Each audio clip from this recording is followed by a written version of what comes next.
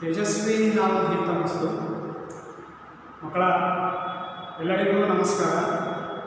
ನಾನು doctor Bharat Nayak, Karnataka education ಬೋರ್ಡಿನ ನಮ್ಮ ವಿದ್ಯಾರಣ್ಯ ಪದವಿ ಪೂರ್ವ ಕಾಲೇಜಿನಲ್ಲಿ ರಾಜ್ಯಶಾಸ್ತ್ರ ಉಪನ್ಯಾಸಕನಾಗಿ ಸೇವೆ ಸಲ್ಲಿಸ್ತಾ ಇದ್ದೇನೆ. ಮಕ್ಕಳೇ, ತಾವೆಲ್ಲ ನಮಗೆ ಮುಖಾಮುಖಿಯಾಗಿ ಭೇಟಿಯಾಗಬೇಕಾಗಿತ್ತು, ನಾವೆಲ್ಲ ಸೇರಬೇಕಾಗಿತ್ತು. ಆದರೆ ಕೊರೋನಾ ಹಾವಳಿಯಿಂದಾಗಿ ಅದು ಸಾಧ್ಯವಾಗ್ತಾ ಇಲ್ಲ. Let's hope for the best. ಆದಷ್ಟು ಬೇಗನೆ ನಾವೆಲ್ಲರೂ ಕಾಲೇಜಿನಲ್ಲಿ ಸೇರುವಂತೆ ಆಗಲಿ.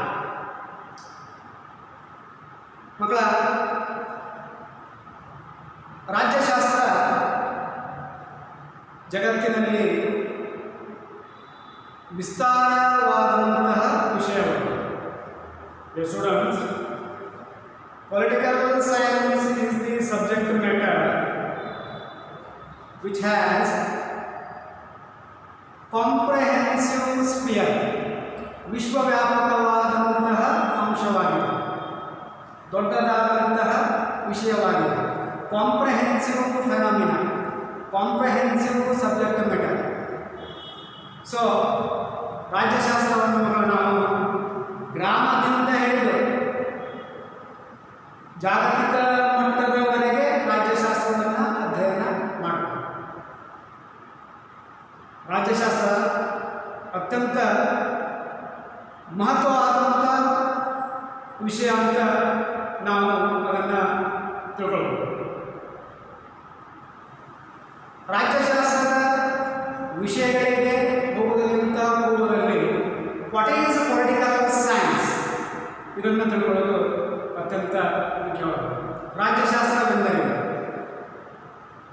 ಅರ್ಥದಲ್ಲಿ ಹೇಳುವಾಗ ಒಂದೇ ಸೆಂಟೆನ್ಸ್ನಲ್ಲಿ ಹೇಳ್ಬೋದು. What is political science? Political science is the study of state and government. Answer is very simple.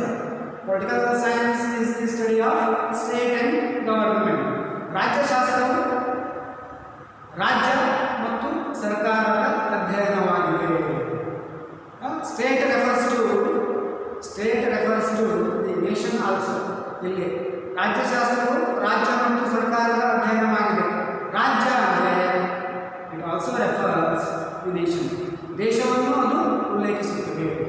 So ಈಗಾಗಲೇ ರಾಜ್ಯಶಾಸ್ತ್ರವು ವಿಸ್ತೃತವಾದಂತಹ ವಿಷಯ ವಸ್ತುವಾಗಿದೆ, ದೊಡ್ಡದಾದಂತಹ ವಿಷಯ ವಸ್ತುವಾಗಿದೆ.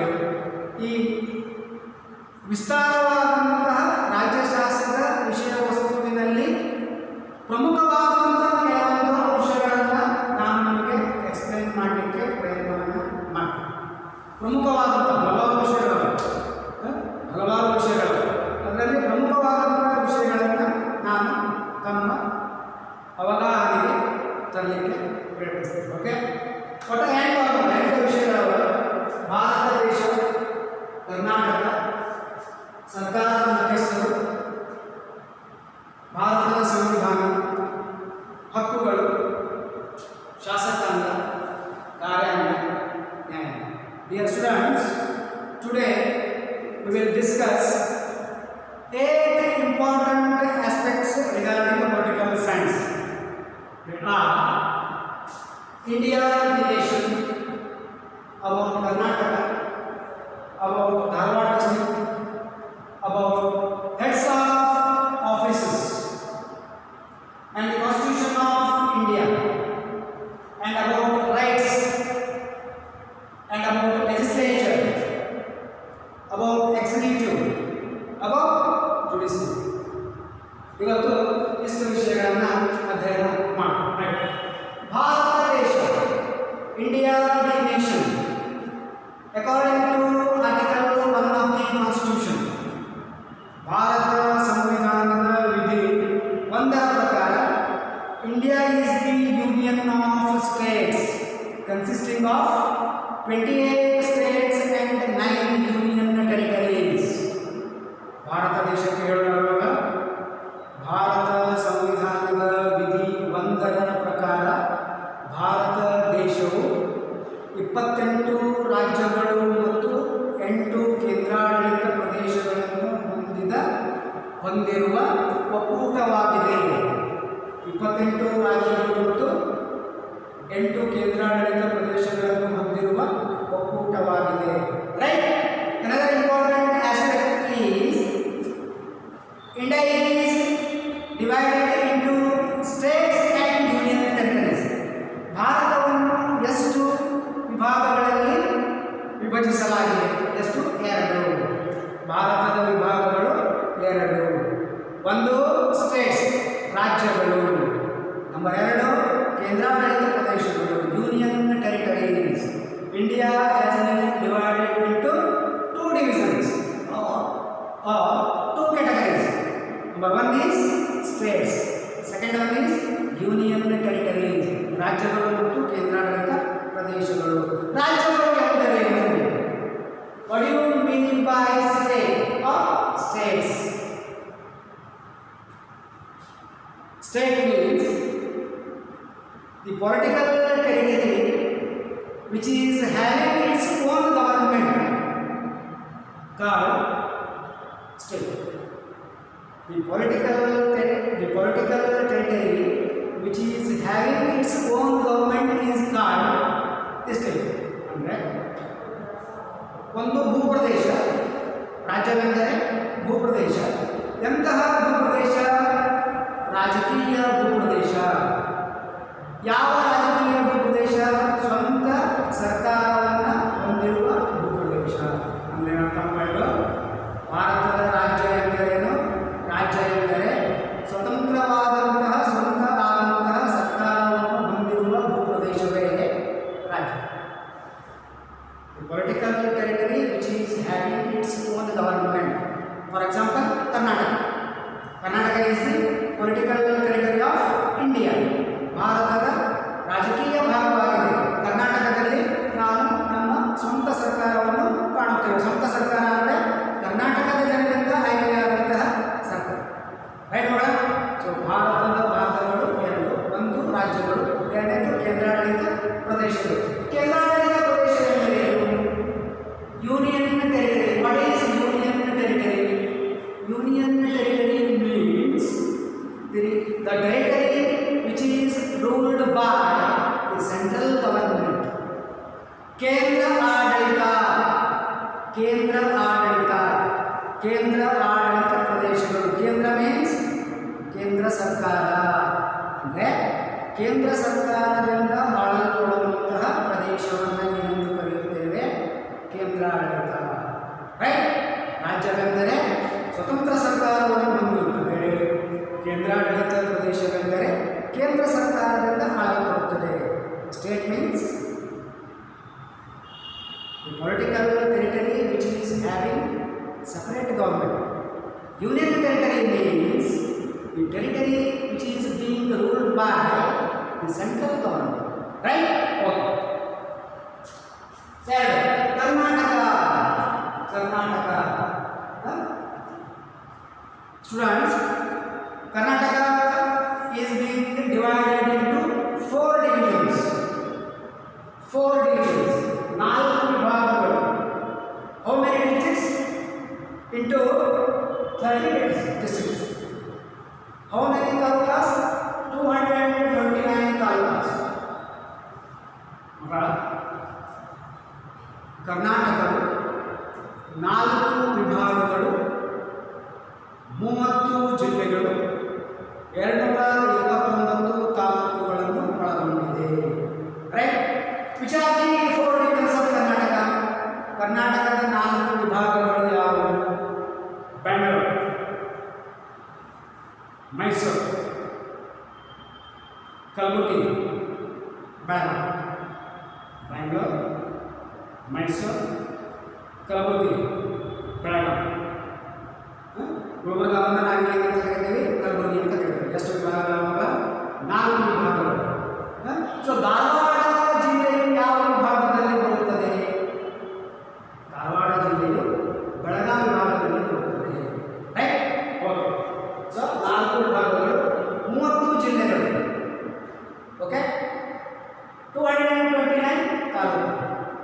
Right. Okay. Dharwad district is consisting of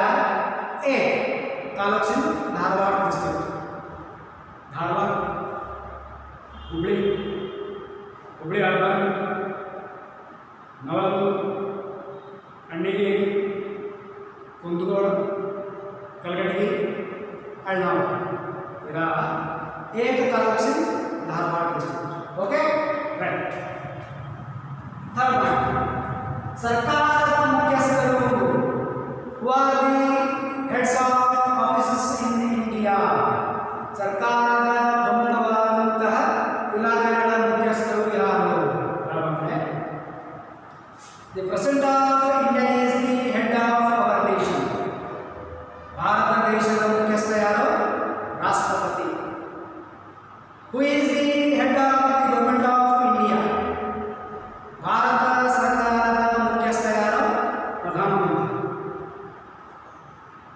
who is the head of the state ರಾಜ್ಯದ ಮುಖ್ಯಸ್ಥ ಯಾರು ರಾಜ್ಯಪಾಲ ರಾಜ್ಯ ಸರ್ಕಾರದ ಮುಖ್ಯಸ್ಥ ಯಾರು who is the head of state government chief minister who is the head of division ಇದು ನಾಲ್ಕು ಡಿವಿಷನ್ ಒಬ್ಬ ಮುಖ್ಯಸ್ಥ ಇರ್ತಾರೆ ಯಾರು ಡಿವಿಷನಲ್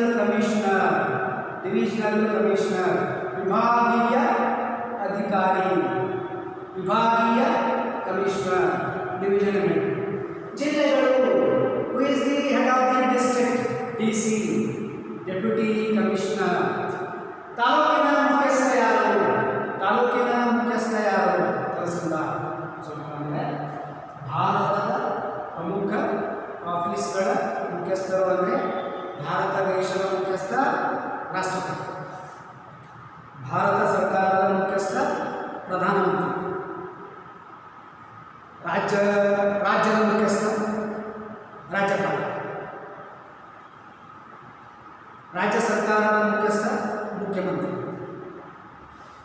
ವಿಭಾಗದ ಮುಖ್ಯಸ್ಥ ವಿಭಾಗೀಯ ಕಮಿಷನರ್ ಡಿವಿಷನಲ್ ಕಮಿಷನರ್ ಜಿಲ್ಲೆಯ ಮುಖ್ಯಸ್ಥ DC ತಾಲೂಕಿನ ಮುಖ್ಯಸ್ಥ tahsildar right next is Bharata ಸಂವಿಧಾನ constitution of India enforced on 26 January 1950 Bharata ಸಂವಿಧಾನವು 1950ರ ಜನವರಿ 26ರಂದು ಜಾರಿಗೆ ಬಂದಿತು ಯಾವಾಗ implemented on 26 January 1950 what are the parts of the constitution of India Bharat ಸಂವಿಧಾನದ ಭಾಗಗಳು ಯಾವುವು ಯಾವಂದ್ರೆ ಪ್ರಿಯಾಂಬಲ್ ಪೂರ್ವ ಪೀಠಿಕೆ the constitution of India is consisting of ಪೂರ್ವ ಪೀಠಿಕೆ 470 articles 470 ವಿಧಿಗಳು 12 ಶೆಡ್ಯೂಲ್ಗಳು ಅಂದರೆ ಪರಿಶಿಷ್ಟಗಳು ರೈಟ್ 25 ಭಾಗ ಭಾರತ ಸಂವಿಧಾನವು ಎಷ್ಟು ಭಾಗಗಳನ್ನು ಒಳಗೊಂಡಿದೆ 4 ಪ್ರಿಯಾಂಬಲ್ 470 ಆರ್ಟಿಕಲ್ಸ್ 12 ಶೆಡ್ಯೂಲ್ಸ್ 25 ಪಾರ್ಟ್ಸ್ ಅಂದರೆ ಪೂರ್ವ ಪೀಠಿಕೆಯನ್ನು ಹೊಂದಿದೆ 470 ವಿಧಿಗಳನ್ನು ಹೊಂದಿದೆ 12 ಪರಿಶಿಷ್ಟಗಳನ್ನು ಹೊಂದಿದೆ 25 ಭಾಗಗಳನ್ನು ಹೊಂದಿದೆ ಇವುಗಳ ಅರ್ಥವನ್ನು ಶಾರ್ಟ್ ಆಗಿ ಬರೆಯಬೇಕು ವಾಟ್ ಈಸ್ ಪ್ರಿಯಾಂಬಲ್ ಪೂರ್ವ ಪೀಠಿಕೆ ಎಂದರೇನು preamble is the introduction part of the constitution which explains about the aims and objectives of the government and the nation preamble is the introduction part of the constitution which explains the aims and objectives of the government and the nation ಅಂದ್ರೆ ಪೂರ್ವ ಪೀಠಿಕೆ ಎಂದರೆ ಭಾರತ ಸರ್ಕಾರದ ಮತ್ತು ಭಾರತ ದೇಶದ ಗುರಿ ಮತ್ತು ಉದ್ದೇಶಗಳನ್ನು ವಿವರಿಸುವ ಸಂವಿಧಾನದ ಪ್ರಾರಂಭಿಕ ಭಾಗವಾಗಿದೆ ಸೊ ಹಾಗಾದ್ರೆ ಭಾರತ ಸರ್ಕಾರ ಮತ್ತು ಭಾರತ ದೇಶದ ಉದ್ದೇಶಗಳು ಏನು ಉದ್ದೇಶ ಅಂದರೆ providing equality for all providing justice for all, implementing the principles of democracy, right? Providing satisfactory life for everyone ಅಂದರೆ ಭಾರತ ದೇಶದ ಉದ್ದೇಶ ಏನಿದೆ, ಭಾರತ ಸರ್ಕಾರದ ಉದ್ದೇಶ ಎಲ್ಲರಿಗೂ ಸ್ವಾತಂತ್ರ್ಯ ಕೊಡುವುದು, ಸಮಾನತೆ ಕೊಡುವುದು, ನ್ಯಾಯ ಕೊಡುವುದು, ಪ್ರಜಾಪ್ರಭುತ್ವದ ತತ್ವಗಳನ್ನು ಜಾರಿಗೆ ತರುವುದು. ಸಂವಿಧಾನದ ಪೂರ್ವ ಪೀಠಿಕೆ ಅಂದ್ರೇನು? ಸಂವಿಧಾನದ ಪ್ರಾರಂಭಿಕ ಭಾಗವಾಗಿದ್ದು ಇದು ದೇಶದ ಮತ್ತು ಸರ್ಕಾರದ ಉದ್ದೇಶಗಳನ್ನು ವಿವರಿಸುತ್ತದೆ. Right? Article. What is article? 470 articles ಆಗಿದೆ. ರೈಟ್? ಆರ್ಟಿಕಲ್ ಅಂದರೆ ವಿಧಿ, ಅಂದರೆ ನಿಯಮಗಳು, ನೀತಿಗಳು. ಒಟ್ಟು ಎಷ್ಟು ನಿಯಮಗಳಿವೆ ಭಾರತ ಸಂವಿಧಾನದಲ್ಲಿ? 470. Article means rules, regulations incorporated in the constitution. ನಿಯಮಗಳು ವಿಧಿಗಳು ಅಥವಾ ಆರ್ಟಿಕಲ್ಗಳಂದರೆ ನಿಯಮಗಳು. 470 ನಿಯಮಗಳು. ರೈಟ್? ಓಕೆ. ಶೆಡ್ಯೂಲ್ಸ್. ಪರಿಶಿಷ್ಟ ಎಂದರೇನು? What you mean by schedule?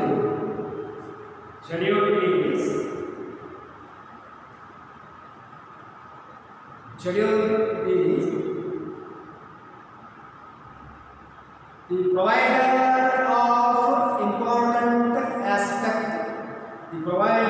of important aspect, or aspects regarding the constitution which were not in the articles.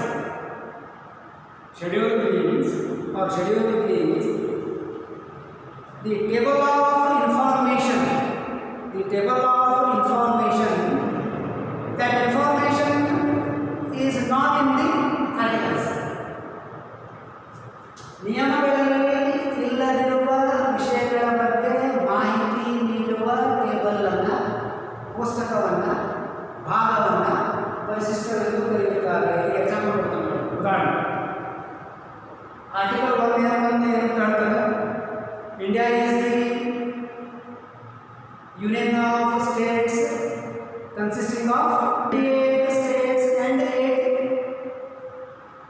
8 union territories. India is the union of states consisting of 28 states and 8 union territories. ಅಂದರೆ ಭಾರತ 28 ರಾಜ್ಯಗಳು ಮತ್ತು 8 ಕೇಂದ್ರಾಡಳಿತ ಪ್ರದೇಶಗಳನ್ನು ಹೊಂದಿದಂಥ ಸಂವಿಧಾನವಾಗಿದೆ ಅಂತ ಹೇಳ್ಬೋದು. Article number 1. But ಆ 28 ರಾಜ್ಯಗಳು ಯಾವುವು, 8 ಕೇಂದ್ರಾಡಳಿತ ಪ್ರದೇಶಗಳು ಯಾವುವು ಅನ್ನೋದನ್ನು ಎಲ್ಲಿ ಬರೆದಿಡಲಾಗಿದೆ? ಪರಿಶಿಷ್ಟದಲ್ಲಿ. ಸೊ ಅಂದರೆ ವಾಟ್ ಈಸ್ ಪರಿಶಿಷ್ಟ? What is schedule? Schedule means the table of information. That information is not in the article.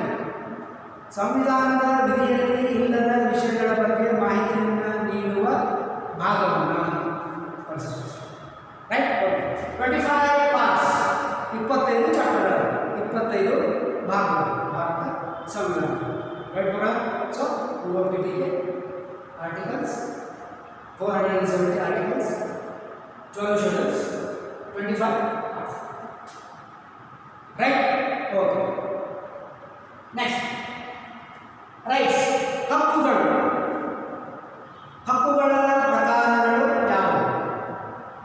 What are the types of rights? There are 2 types in the rights. ಹಕ್ಕುಗಳಲ್ಲಿ ಎಷ್ಟು ಪ್ರಕಾರಗಳಿವೆ? 2 ಪ್ರಕಾರಗಳಿವೆ. ಯಾವುವು? ನೈತಿಕ ಹಕ್ಕುಗಳು, ಕಾನೂನುಬದ್ಧ ಹಕ್ಕು. moral rights and legal rights. moral right ಅಂದರೆ ನೈತಿಕ ಹಕ್ಕು ಅಂದರೆ ಮನುಷ್ಯನ ವೈಯಕ್ತಿಕ ವಿಷಯಗಳಿಗೆ ಸಂಬಂಧಿಸಿದಂಥ ಹಕ್ಕುಗಳನ್ನು ಏನೆಂದು ಕರೆಯಲಾಗಿದೆ? ನೈತಿಕ ಹಕ್ಕುಗಳು ಎಂದು ಕರೆಯಲಾಗಿದೆ. ಎರಡನೇ ಪ್ರಕಾರ ಯಾವುದು? ಕಾನೂನುಬದ್ಧ ಹಕ್ಕು, ಲೀಗಲ್ ರೈಟ್. ಕಾನೂನುಬದ್ಧ ಹಕ್ಕು ಎಂದರೆ the law which is implemented by the government. The law which is implemented by the rule called legal right. ಕಾನೂನುಬದ್ಧ ಹಕ್ಕು ಅಂದ್ರೆ ಸರ್ಕಾರದಿಂದ ಅಥವಾ ಕಾನೂನಿನ ಮೂಲಕ ಜಾರಿಗೆ ಬಂದಂಥ ಹಕ್ಕನ್ನು ಏನೆಂದು ಕರೆಯುತ್ತೇವೆ? ಕಾನೂನು. ವೈಯಕ್ತಿಕ ವಿಷಯಗಳಿಗೆ ಸಂಬಂಧಪಟ್ಟಂಥ ಹಕ್ಕುಗಳನ್ನು ಏನೆಂದು ಕರೆಯುತ್ತೇವೆ? ನೈತಿಕ. ಸರ್ಕಾರದಿಂದ ಬಂದಂತಹ ಹಕ್ಕುಗಳನ್ನು ಏನೆಂದು ಕರೆಯುತ್ತೇವೆ? ಕಾನೂನುಗಳು. There are two types of the rights. One is moral right, another one is legal right. Moral right compounded or concerned to the human behavior or human personality. For example, like ನನ್ನ ಹತ್ರ ಈ pen ಇದೆ, ಈ ಪೆನ್ನನ್ನು ನಾನು ಯಾರಿಗೆ ಬೇಕಾದರೂ ಕೊಡ್ಬೋದು. ಇದು ನೈತಿಕ ಹಕ್ಕು, ಇದು ನೈತಿಕ ಹಕ್ಕು. ಇಲ್ಲಿ ಯಾವುದೇ ಕಾನೂನಿನ ಏನು ಚೌಕಟ್ಟು ಅನ್ನೋದ್ರೆ ಯಾರಿಗೆ ಬೇಕಾದರೂ ಕಾಯ್ದೆಯಿಂದ ಕೊಡ್ಬೋದು. ಬಟ್ ಕಾನೂನುಬದ್ಧ ಹಕ್ಕುಗಳೆಂದರೆ ಸರ್ಕಾರದಿಂದ ಬಂದಿರುತ್ತದೆ. ಸರ್ಕಾರವು ಅವುಗಳನ್ನು ಜಾರಿಗೆ ಮಾಡಿರುತ್ತದೆ. ಅವುಗಳನ್ನು ಯಾರು ಉಲ್ಲಂಘಿಸುವುದಿಲ್ಲ. ರೈಟ್? ಹೋಗಲ್ಲ. ಈ ಕಾನೂನುಬದ್ಧ ಹಕ್ಕಿನಲ್ಲಿ 3 ಪ್ರಕಾರಗಳಿವೆ. ಎಷ್ಟು ಪ್ರಕಾರಗಳಿವೆ? 3 ಪ್ರಕಾರಗಳಿವೆ. ರಾಜಕೀಯ ಹಕ್ಕುಗಳು, ಆರ್ಥಿಕ ಹಕ್ಕುಗಳು, ಮೂಲಭೂತ ಹಕ್ಕುಗಳು. ರಾಜಕೀಯ ಹಕ್ಕುಗಳು, ಆರ್ಥಿಕ ಹಕ್ಕುಗಳು, ಮೂಲಭೂತ ಹಕ್ಕುಗಳು. ಮೂಲಭೂತ ಹಕ್ಕುಗಳು ಅನ್ನುವಂಥ ಮಾನವ ಹಕ್ಕು, ನಾಗರಿಕ ಹಕ್ಕುಗಳು ಅಂತ ಮಾನವ ಅಥವಾ ನಾಗರಿಕ ಹಕ್ಕುಗಳು ಅಂತ. So there are 2 types in rights. One is legal right, another one is moral right. Moral right and legal rights. The legal right is having 3 types of rights. The legal right is having 3 types of rights. One is political right, second one is economical right, and third one is human right. Third one is human right. Okay? ಮಾನವ ಹಕ್ಕುಗಳು, ಮಾನವರಿಗೆ ಸಂಬಂಧಪಟ್ಟಂಥ ಹಕ್ಕುಗಳು. ಅವನ ಮಾನವ ಹಕ್ಕುಗಳನ್ನು ನಾವು ಇನ್ನೊಂದು ಇದರೊಳಗೆ ಏನಂತ ಕರಿಬೇಕು? ಫಂಡಮೆಂಟಲ್ ರೈಟ್ಸ್, ಮೂಲಭೂತ ಹಕ್ಕುಗಳು ಅಂತಲೂ ಕರಿಬೇಕು. ಸೊ ರಾಜಕೀಯ ಹಕ್ಕುಗಳು, ಆರ್ಥಿಕ ಹಕ್ಕುಗಳು, ಮಾನವ ಹಕ್ಕುಗಳು ಅಥವಾ ಮೂಲಭೂತ ಹಕ್ಕುಗಳು. ಓಕೆ? ರೈಟ್. ನೆಕ್ಸ್ಟ್, ಶಾಸಕಾಂಗ. ಶಾಸಕಾಂಗ. What are the types of legislature? ಶಾಸಕಾಂಗದಲ್ಲಿ ಎಷ್ಟು ಪ್ರಕಾರಗಳಿವೆ? 2 ಪ್ರಕಾರಗಳಿವೆ. ಯಾವುದು? Unicameral legislature and bicameral legislature. ಏಕಸದನ ಶಾಸಕಾಂಗ, ದ್ವಿಸದನ ಶಾಸಕಾಂಗ. ಶಾಸಕಾಂಗವು ಒಂದೇ ಮನೆಯನ್ನು ಹೊಂದಿದ್ದರೆ ಅದು ಏಕಸದನ ಶಾಸಕಾಂಗ. ಶಾಸಕಾಂಗವು 2 ಮನೆಗಳನ್ನು ಹೊಂದಿದ್ದರೆ ಅದು ದ್ವಿಸದನ ಶಾಸಕಾಂಗ. And what are the types of legislature? There are 2 types of legislature. Unicameral, bicameral. ಏಕಸದನ, ದ್ವಿಸದನ. ಭಾರತದಲ್ಲಿ ಯಾವ ಶಾಸಕಾಂಗವು ಅಸ್ತಿತ್ವದಲ್ಲಿದೆ? ಏಕಸದನವೂ ಅಸ್ತಿತ್ವದಲ್ಲಿದೆ, ದ್ವಿಸದನವೂ ಅಸ್ತಿತ್ವದಲ್ಲಿದೆ. ಭಾರತದ ಶಾಸಕಾಂಗ ಯಾವುದು? Which type of legislature is in India? In India, both types of legislature are in the administrative enforcement. Right? ಭಾರತದಲ್ಲಿ 2 ಪ್ರಕಾರದ ಶಾಸಕಾಂಗಗಳು ಅಸ್ತಿತ್ವದಲ್ಲಿವೆ. ಏಕಸದನ ಶಾಸಕಾಂಗ, ದ್ವಿಸದನ ಶಾಸಕಾಂಗ. ರೈಟ್? ಓಕೆ. ಕಾರ್ಯಾಂಗ. ಇದರಲ್ಲಿ ಕೂಡ ಭಾರತಕ್ಕೆ ಸಂಬಂಧಪಟ್ಟಂತೆ 2 ಪ್ರಕಾರಗಳು. ಕೇಂದ್ರ ಕಾರ್ಯಾಂಗ, ರಾಜ್ಯ ಕಾರ್ಯಾಂಗ. Central executive, state executive. Central executive consisting of the president, the prime minister and council of ministers. State executive is consisting of the governor, the chief minister and council of ministers. Right? ಅಂದರೆ ಭಾರತದ ಕಾರ್ಯಾಂಗದಲ್ಲಿ 2 ಪ್ರಕಾರಗಳಿವೆ. ಕೇಂದ್ರ ಕಾರ್ಯಾಂಗ, ರಾಜ್ಯ ಕಾರ್ಯಾಂಗ. ಕೇಂದ್ರ ಕಾರ್ಯಾಂಗ ಅಂದರೆ ರಾಷ್ಟ್ರಪತಿ, ಪ್ರಧಾನಮಂತ್ರಿ ಮತ್ತು ಮಂತ್ರಿಮಂಡಲ. ರಾಜ್ಯ ಕಾರ್ಯಾಂಗವೆಂದರೆ ರಾಜ್ಯಪಾಲ, ಮುಖ್ಯಮಂತ್ರಿ ಮತ್ತು ಮಂತ್ರಿಮಂಡಲ. ರೈಟ್? ಓಕೆ. ನ್ಯಾಯಾಂಗ. ನ್ಯಾಯಾಂಗ. The supreme court is the apex court of India. Supreme court ಭಾರತದ ಅತ್ಯುನ್ನತ ನ್ಯಾಯಾಲಯವಾಗಿದೆ, ಸರ್ವೋನ್ನತ ನ್ಯಾಯಾಲಯವಾಗಿದೆ, ಸುಪ್ರೀಂ ನ್ಯಾಯಾಲಯವಾಗಿದೆ. ಸೊ ಅದರ ಕೆಳಗೆ ಹೈಕೋರ್ಟು, ಜಿಲ್ಲೆಯಲ್ಲಿ ಜಿಲ್ಲಾ ನ್ಯಾಯಾಲಯ, ತಾಲೂಕಿನಲ್ಲಿ ತಾಲೂಕು ನ್ಯಾಯಾಲಯಗಳು ಕಾರ್ಯವನ್ನು ಮಾಡುತ್ತವೆ. ಕೂಡ ಭಾರತದಲ್ಲಿ ನ್ಯಾಯಾಲಯ ಅಂದರೆ ತಾಲೂಕು ನ್ಯಾಯಾಲಯ ಇರ್ತದೆ, that is called JMFC, junior munsiff first class court ಅಂದರೆ ತಾಲೂಕಾ ಕೋರ್ಟು. ಆಮೇಲೆ ಜಿಲ್ಲಾ ನ್ಯಾಯಾಲಯಗಳು, ಆನಂತರ ಹೈಕೋರ್ಟ್, ಆನಂತರ ಸುಪ್ರೀಂ ಕೋರ್ಟ್. ಎಲ್ಲ ವಿಷಯಗಳಿಗೆ ಸಂಬಂಧಿಸಿದಂತೆ ತೀರ್ಪು ನೀಡುವಂಥ ಕೋರ್ಟುಗಳ ಬೇರೆ ಬೇರೆ ವಿಷಯಗಳಿಗೆ ಮತ್ತು ಬೇರೆ ಬೇರೆ ಕೋರ್ಟುಗಳವ. ಗ್ರಾಹಕರ ನ್ಯಾಯಾಲಯ ಅಂತ ಅದ, ಕಂದಾಯ ನ್ಯಾಯಾಲಯ ಅಂತ ಅದ, ಲೋಕ ಅದಾಲತ್ ಅಂತ ಅದ, ಅರಣ್ಯ ಅದಾಲತ್ ಅಂತ ಮಾಡ್ತಾರೆ. ಸೊ ಬೇರೆ ಬೇರೆ ಬೇರೆ ಬೇರೆ. ಆಮೇಲೆ ಸರ್ಕಾರಿ ನೌಕರರಿಗೆ ಸಂಬಂಧಿಸಿದಂತೆ ಆಡಳಿತಾತ್ಮಕ ನ್ಯಾಯಮಂಡಳಿಗಳಂತ ಅಲ್ಲ, ಬೇರೆ ಬೇರೆ.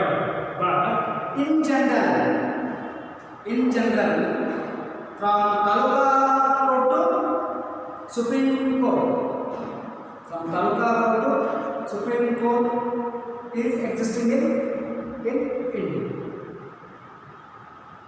ರೈಟ್.